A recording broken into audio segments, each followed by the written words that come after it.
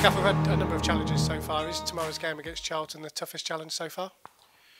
Well, is it tougher than Luton or Rochdale away? I don't know, because the league is still playing itself out into some sort of shape. But if you look neutrally at the start of the season, you would say Charlton away is as tough as any fixture in the league. They are one of the biggest three teams in the league, Sunderland themselves and Portsmouth for sure.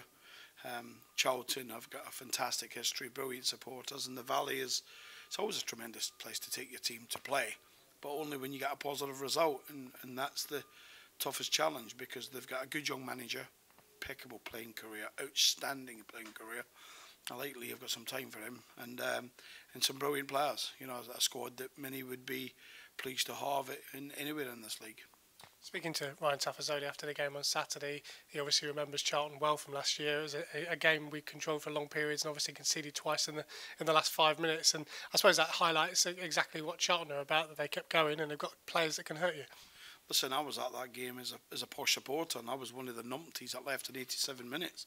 And I'm firing myself across town. I gets across town and rings home and tells my family I've been to Charlton and Posh, and it was a great win for Posh, and my family are looking at the television and seeing 2-2. It was I got home and seen the goals and how late they come. So, but without a shadow of a doubt, that was points dropped and given away, because it was a brilliant performance, a dominating performance. It could have been more, if you like. But at the end of it, a point at Charlton's never a bad result. But at the time when you're 2-0 up going into added time, you expect to get 3.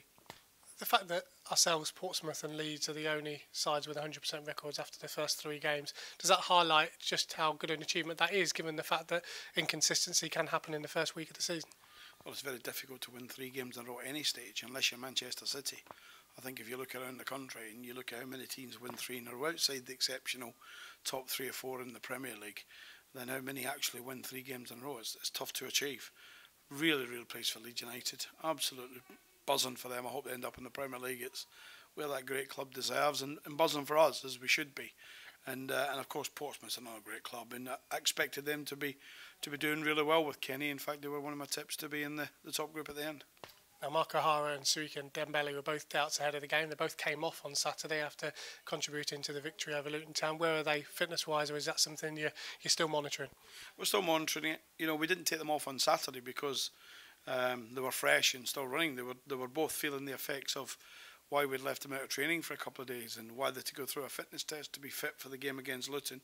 We'd all been well. You know, they'll be on the coach with us. Both should be there, but you know, we've also got some super players sitting there waiting and ready to grab a chance. So we'll have a look at the team, not just in those 2 positions, but maybe 1 or 2 others, and we'll see if we freshen it up. Obviously, Charlton away is followed by Plymouth away. As 2 games back-to-back go, they probably don't get any tougher in terms of the travel involved as well. Is that something you have to take in consideration, or do you sort of prepare for each game and whoever's fit and available you go with? Well, I think both. We have to focus on Charlton. That's the only one that matters to us, because it's the next important game, which is the next one, as always should be. And then we don't. A lot of people don't go as far as Plymouth on the holidays. Never mind go there for a game, but we'll go there on Friday for Saturday. But we're all our focus, quite rightfully, is on Charlton. We can't imagine to even take 1% off to think about Plymouth. We have to solely focus on the Valley, and when we leave the Valley, then 1,000,000% as the final whistle goes at the Valley. My immediate thoughts are to do the press, media and player duties, and when that's after I've spoken to our chairman, my immediate thoughts and processes are thinking towards Plymouth, but only then. And on Sunday, your idea to give the fans an opportunity to come and watch players train, and obviously after the game against Plymouth, and then obviously meet them afterwards. That's important to give them the opportunity to come and see the squad up close. I think it's brilliant for the kids. I think the opportunity to come on a Sunday. A lot of parents like mine, like we have to do. We have to work, don't we? Mums and dads have to work these days just to pay the bills and survive. And I think they go to holiday clubs, and they go to parents and aunties and uncles and friends and play groups, all sorts. But the Sunday's normally a day where families can, the majority of time, be together. So I thought we've got an opportunity on the Sunday after Plymouth to bring the players in for a light session, to allow our supporters, you know, male, female, old, young, whatever it is, to spend time talking to them. It's a new group.